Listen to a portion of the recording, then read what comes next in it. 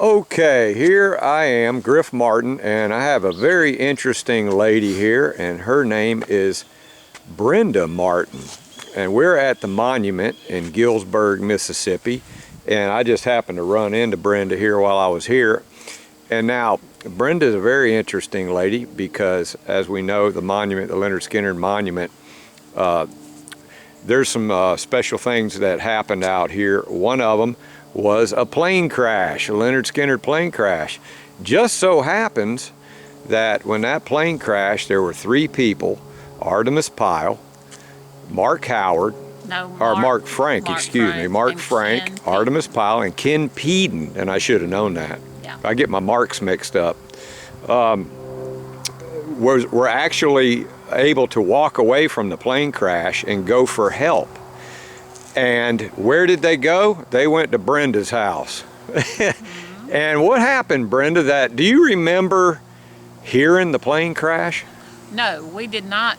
My ex-husband heard a crash, but he didn't know what it was. He thought it was a car wreck or something. Right. We didn't know it was a plane crash. And what alerted you to the fact that there was something going on? Well, he came in our little house trailer and he said there's escaped convicts out here. He had to get his rifle. And the reason that wasn't there like a prison break at that time or something? No, that's not the reason he thought that. The reason he thought that was because they were walking across our pasture and then up our driveway, and at the same time a helicopter was flying around with a big light on it. So he thought, they might have been escaped convicts. Well, they come up our driveway, he went out with his rifle, and he shot up in the air. And your husband, that's your ex-husband now, and his name is what? Johnny Moats. Johnny Moats, and I knew that, but I just wanted to get it from you. And so, what did he do when I heard that he was kind of like wondering what was going on? He sort of was driving around looking at these guys like, what are they doing here, right? Well, see, first he was in that field right there. He was putting out hay bales, and they were trying to flag him down. He wouldn't stop, so then he came rushing down to our little house trailer and came in and got his rifle, went back outside, and then they were coming up our driveway. He went out there and he shot up in the air. They threw their hands up and they said a plane has crashed. Well, he did believe them. So he let, Artimus came in our house trailer and used our telephone to call his family. Well, years later, Artimus starts telling this story.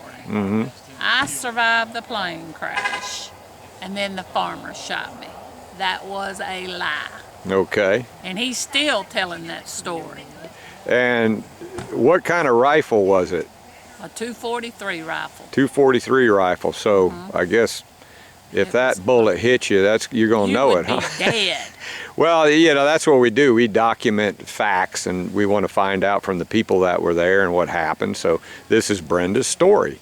Well, and you may want to talk to him and get his story. Well, we try to do that, but not everybody's as gracious as you to talk to me like that, and we appreciate it. Now, if you'll cut that off, I'll tell you my other story. Okay, well, we'll keep going with this story, but this is a true story. I believe you. So what did you think when, all right, you were in the house, right? Weren't you in the house? And what's the first thing that happened that you knew what was, did your husband come say, hey, these guys crashed in a plane, or what happened that the first thing that you knew that there was something going on that you knew? Well, when Artimus came in there to call his family. What did he look like? Was he bloody? Was he? No, did you see any injuries on him? No, I did not. No? No. And what about the other guys? They were out in our backyard.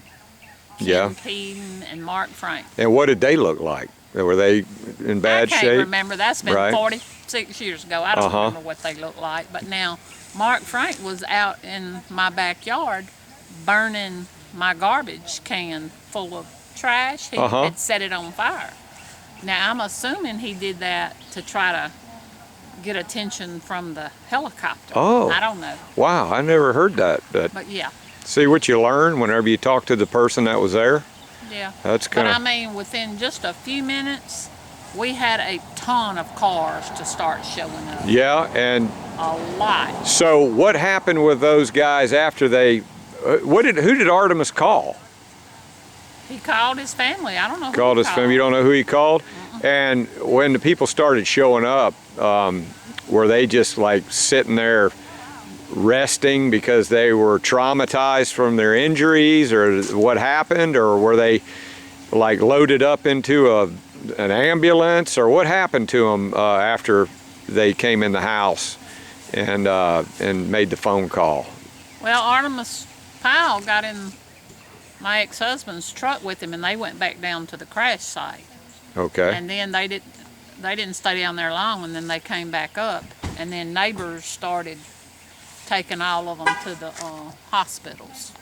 And did you know who Lynyrd Skynyrd was at the time? Nobody knew it was Lynyrd Skynyrd until late that night, because the three that even came to my house never said we're with Lynyrd Skynyrd. They never said that. So in your mind, what the heck were you thinking when all this was going on? Were you saying, who are these people? No, I did believe them when they said a plane had crashed. Right. But I didn't go down there because I was pregnant at the time, and I didn't want to get down there and the plane blow up. But so when your husband realized that they were, on the plane and everything, were they like having a conversation and everything was okay, and he was like, okay, we're going to get you some help? Is that basically what happened? Yeah. And so how long do you think they were at your house, or you remember? I know it was a long time ago. No, they weren't in my house that long. So no. Then did like your husband go and help with the plane crash survivors and stuff like that, or what happened next? Yeah, he went down there, but I don't know who I was helping. Dwayne easily will tell you who was helping. So when was it you found out that they were Lynyrd Skynyrd? It was late that night. Late that night? Yeah. I mean, I think it was even on TV late that night. And now a lot of years went by, and then you guys out here all got together and started putting together this monument. And so do you guys remember any of the first survivor that came out here and met with the people that put the monument up? Can you tell me anything about that? Like, who was it? Who was like the first plane crash survivors that came and met with the people that helped save them off the plane? Do you remember that? No, I know we see Gene Odom a lot. But, yeah. I don't know. Okay, well, Brenda, this is great that we got your story here, and we appreciate it, and thank you for telling it, and it's very helpful for history about what happened with the Lynyrd Skynyrd crash. Don't put this on TV, and don't put it on Facebook. Okay. Because I don't want to be on it. All right. Thank you, Brenda.